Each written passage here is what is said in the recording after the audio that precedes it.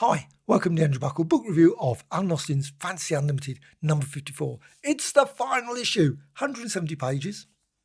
You can see it's obviously a soft cover and you can get it £4.82 as obviously this recording from Amazon. Just go on there and check out a copy. And I think you will be very pleased because this is great. If you love all the British comic scene, well, I think this is just going to be a fun read. Lots of reminiscences and also lots of information, tons of stuff that you think, really? Did I need to know that? But still fascinating.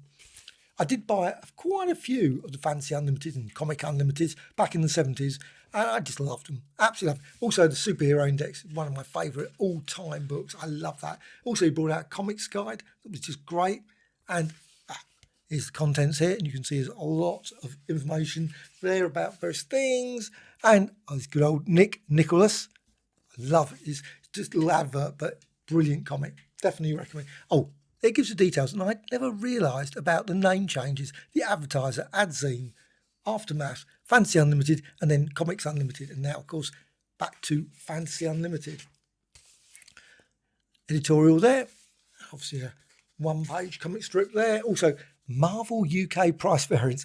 All the information you probably never wanted to know. I must admit, so much information in this. It is just quite baffling, actually. Unless you really can go into the detail, I think it would require a spreadsheet, as mentioned in here.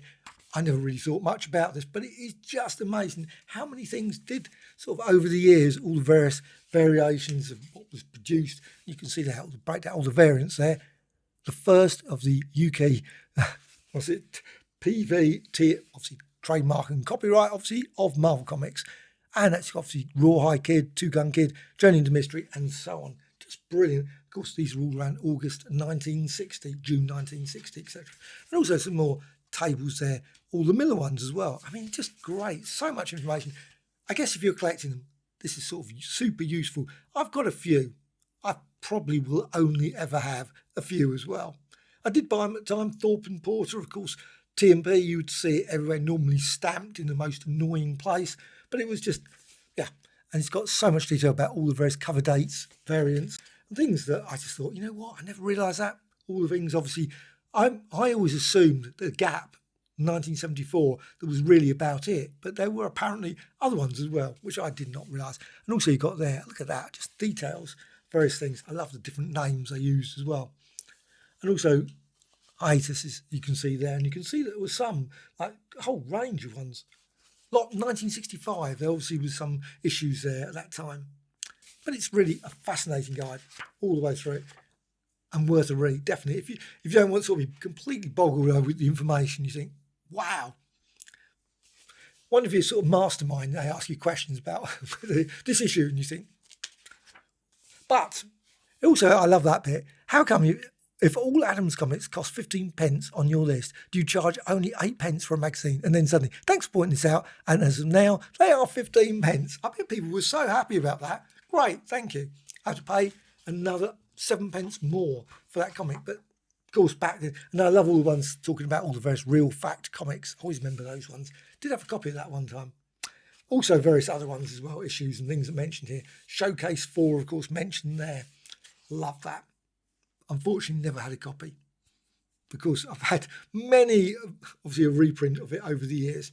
Would be lovely to have a copy of that. I'd love to see it. Don't think I've even seen a copy. It's one of those ones that you think, they don't turn up very often, do they? But there's a little picture inside the shop. Some of the stock for sale at Heroes. That was in November 1984. Just really good, nice looking there. Lots of astonishes there and obviously suspense. And also some original artwork it looks like there, which is always quite another very quick strip there. And let's on to the next pages, talking about weird tales and others.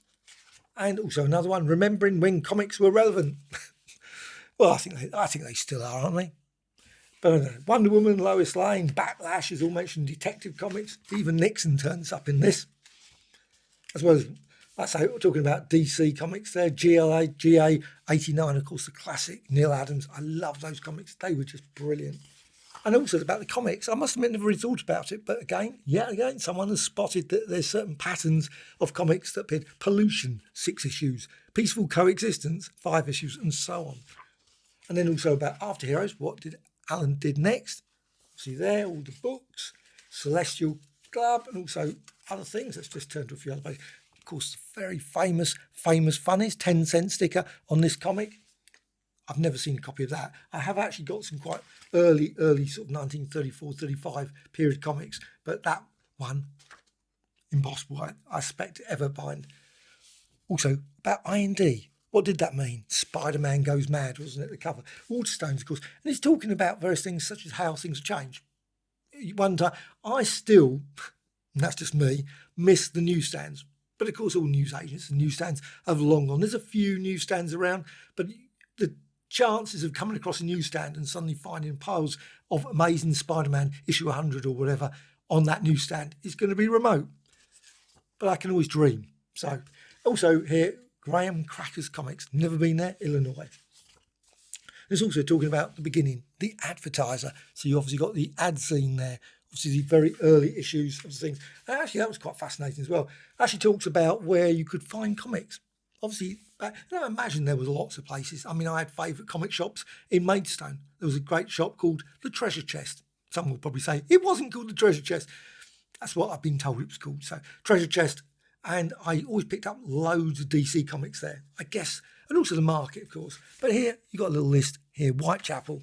Again, would have been useful information because I would have been up there. Whitechapel back in the early 70s. So they were reasonably priced.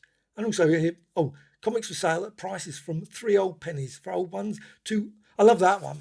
It says here, comics for sale at prices from 3 old pennies for old ones. And then 1 shilling for the newer ones. Well, I suppose that's probably the case. You get lots of old comics for super cheap, don't you? Also, you've got stamps and coins as well. There's obviously Memories Unlimited, and there's a lovely selection of various memories talking about a whole range of things. Obviously, all the different shops. You've mentioned my favourite shop, Dark They Were and Golden Eyed. Always remember going in there, my first time, like stepped over the comics. They were all on the floor. That's why my memories of it anyway. And I remember going up and seeing someone that had a box of more expensive comics. There wasn't much. I don't remember any sort of comics, but it was a box of comics, and they were quite expensive. I looked at it, I thought, what? I couldn't afford any of those. I was on pocket money, 20, 30 pence. That was more than enough.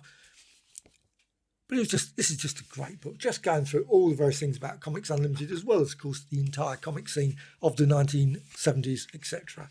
And it's just great. Lots and lots of memories all the way through this. And there's Alan Austin again, all the way through to the end. An absolute joy. I really, really love this. Well, do you have any memories of Comics Unlimited, Fantasy Unlimited? Go into his shop. I'd love to hear. I mean, because like I say, I never got to his shop. Wish I had, but I don't know why. Just passed me by. This is really annoying. That one thing that I should have definitely gone and done. But still. Also, did you get the Marvel Superhero Index, Comics Index? Also, the DC one. Did you ever pick up a copy of that? I have never seen a copy of that. I assume it exists. Obviously, it does. But where? I've never seen them online anywhere. So, but I think it was a great, absolutely brilliant fanzine. I absolutely loved it. And of course, lots of other fanzines that were out at the time. So it's great to pick up this final issue. And I love fanzines. I'm always happy to pick up a fanzine. And this one is very, very decently priced with lots of great memories, lots of information, and I love it. So Fantasy Unlimited, number 54. Definitely check it out on Amazon for £4.82. Really good price as well, I think, personally.